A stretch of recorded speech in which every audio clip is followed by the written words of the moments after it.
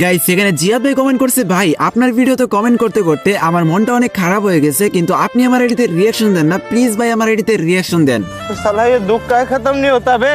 Guys Ziyad ভাই মনে হয় অনেকদিন ধরে কমেন্ট করতেছে, কিন্তু ভাই কি আর বলবো, ভাইটার কমেন্টটা মনে হয় আমি দেখতে পারি নাই, যার কারণে ভাই এটিতে রিয়াকশন দিতে পারি নাই। তো জিয়াদ ভাই তোমার কমেন্ট যেহেতু আজকে দেখতে পারছি, তো চলো গাইস আজকে দেখে আসি জিয়াদ ভাই কি এমন আইডি জিয়াডিতে রিয়াকশন দেওয়ার জন্য কিনা ভাইটা এত কমেন্ট করতেছে।